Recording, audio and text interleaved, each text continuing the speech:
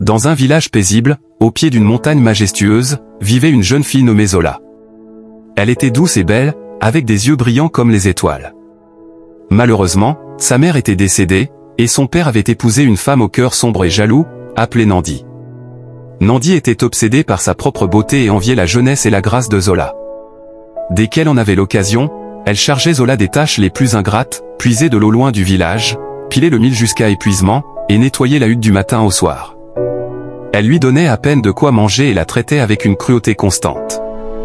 Un matin, Nandi donna à Zola un panier rempli de graines de sésame et lui ordonna de les trier, en séparant les bonnes des mauvaises, avant le coucher du soleil. C'était une tâche impossible, car les graines étaient mélangées et innombrables.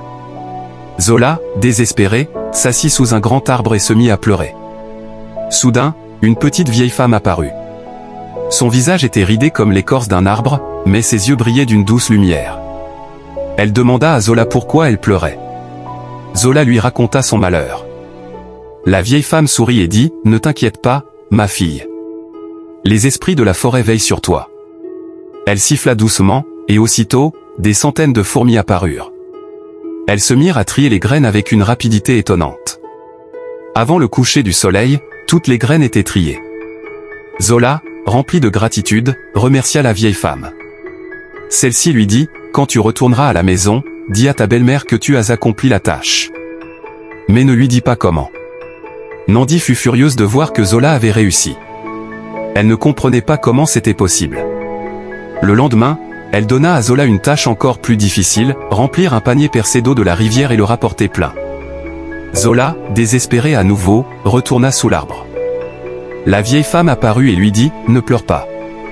Les esprits de l'eau vont t'aider. » Elle siffla, et des abeilles apparurent.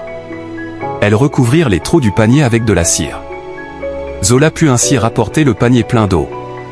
Nandi était hors d'elle de rage. Elle ne pouvait supporter que Zola réussisse toujours.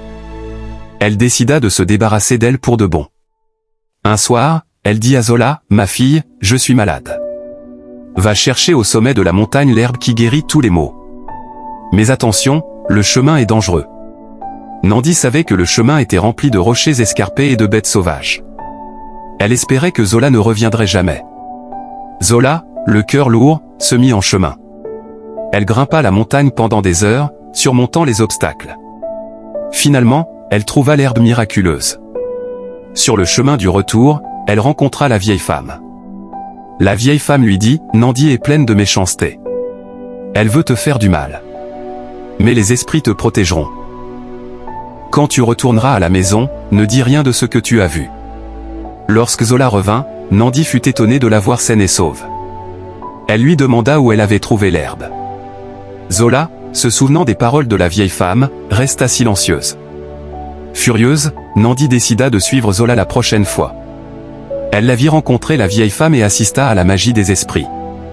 Remplie de jalousie, elle décida d'aller elle-même chercher l'aide des esprits.